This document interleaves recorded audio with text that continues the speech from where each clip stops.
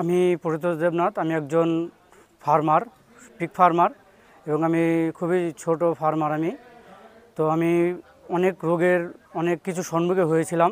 আমি ট্রেনিং ছাড়া করেছিলাম যদিও, যার কারণে আমার অনেক শুকর মারাও গিয়েছে বাচ্চা, ঠিকমতো ম্যানেজমেন্ট করতে পারিনি বলে। তো যার জন্য আমি ট্রেনিং নিতে এসেছিলাম। ট্রেনিংয়ে দেখা যায় যে অনেক কিছু শেখার আছে, অনেক কিছু বোঝার আছে, এবং প্রথমত রোগ নির্ণয়ের ব্যাপার আছে, মেডিসিনের ব্যাপার আছে। তো আমাদের প্রথমত যেটা হচ্ছিলো, এখানে ট্রেনিংয়ের ভাবলাম ট্রেনিং একটা নিব, তাই ট্রেনিং এসেছিলাম এখানে নিতে। প্রথম যে সমস্যাগুলি মেডিসিন, রোগ নির্ণয় করার পরে কী মেডিসিন দিতে হবে সেটা না জানলে বা না বুঝলে, না শিখলে সেই মেডিসিনটা কখনোই ইউজ করা যাবে না। তার জন্য অবশ্যই ট্রেনিংয়ের প্রয়োজন আছে। তারপর লোকে কেন পিগ ফার্মে আসবে?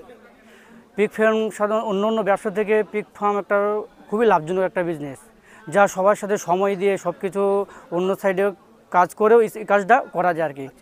ব্যাপারটা হচ্ছে, আপনি তো ফার্মিং করছেন, কত বছর ধরে করছেন? আমি 3 বছর ধরে ফার্ম 3 করছি। বছর। একটা ফার্মে কি কি সমস্যার সম্মুখীন হচ্ছেন আপনি? যখন দেখা যায় যে বাচ্চা হওয়ার পরে অনেক সমস্যা হয়, যে বাচ্চা মায়ের ইনফেকশন হয়ে যায়, বাচ্চা ঠিকানো যাচ্ছে না, বাচ্চা রোগা হয়ে যাচ্ছে, বাচ্চা গ্রোথ আসছে না, নানা সমস্যার সম্মুখীন হতে হচ্ছে। যার কারণে বাচ্চা ভালো না করতে পারলে আমাদের ফার্মের একটু মানে উন্নত হচ্ছে না আর কি, ফার্মটা লসের দিকে যাচ্ছিলাম। যার কারণে এই ট্রেনিংটা আমার নেওয়া। তাই এখান থেকে শিখেছেন কিছু?